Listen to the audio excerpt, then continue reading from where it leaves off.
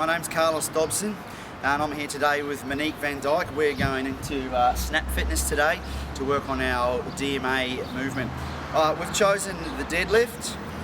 For me, the deadlift is an important exercise in developing leg strength and core strength for my chosen sport, rugby. And it's an exercise that I've been doing for close to 10 years, and I really find it has a lot of crossover in terms of functionality and everyday life, in terms of picking up things, bending down and keeping your back nice and strong. So I'm going to go and teach Monique this today, and she'll be back to let you know how she felt about it.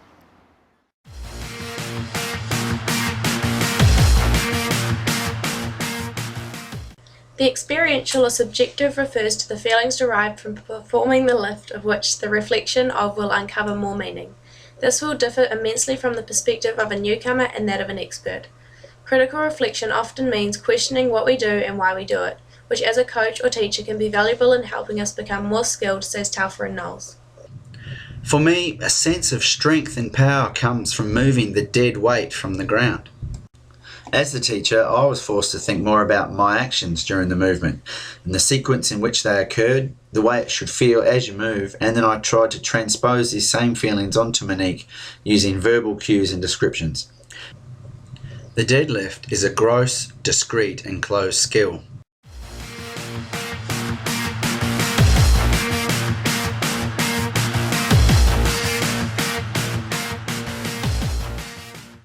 To teach Monique this movement, I'll be using the whole part whole teaching method, and this involves me demonstrating the movement, as you can see, then giving Monique a chance to have a go by what she has processed visually and mentally. I'll then break the movement down into two parts and get her to focus on each individual part of the lift before she gives the whole move a go for a second time. Empirically, also known as objectively, we would use a more scientific approach and focus on anatomy and biomechanics, the measuring of angles, or the recording of the weight lifted for strength gains or competition. Scientifically, we can make a side-by-side comparison with the novice and the expert and use them as pedagogy. When we compare Monique to myself, in Monique's first attempt, we can see that her back is too arched and her body weight is too far forward, which increases the angle of her knee joint. This reduces her ability to create force through the ground and lift the heavy weight. This will also increase her risk of injury.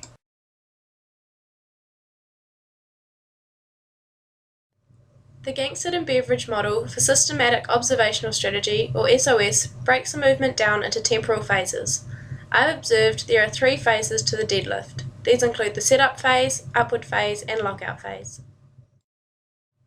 The first part I chose to teach Monique was the top half and lockout. So we used a smaller, lighter weight, and this was to ensure that she avoided any chance of injury and got a feel for that end range of motion. The next we taught the setup with a bar slightly higher off the ground, and this helped her to keep the back in a stronger position. Lift your toes up, wiggle your toes. Bring it in a bit closer to your shins. Alright, now push through the heels.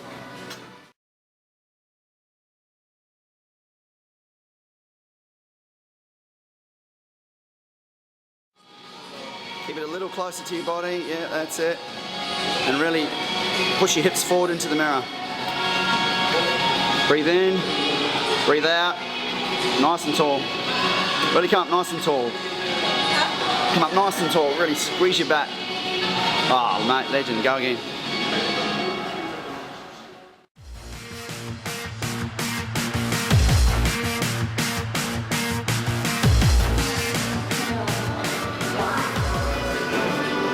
Try and sink down with your bum a little more. That's it, and pull up nice and tall. Just to there, that's it, that's better.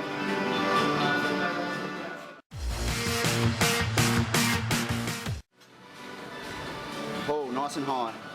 You want to drag your shorts up. So you want to leave, that's it, perfect.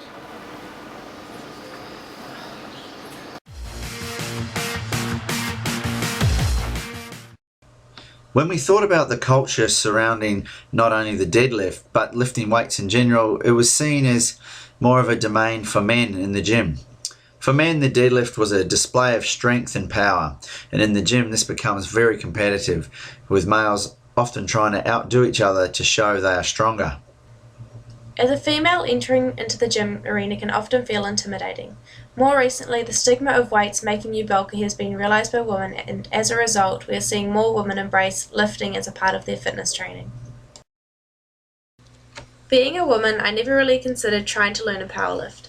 After observing the movement and having Carlos break it down for me and talking me through step by step, I felt confident that I could complete the movement with ease. After my first attempt, however, I felt stupid and out of place. Carlos provided me with concurrent feedback which helped me to adjust my posture accordingly. I quickly became more comfortable, which made me confident in the following learning process.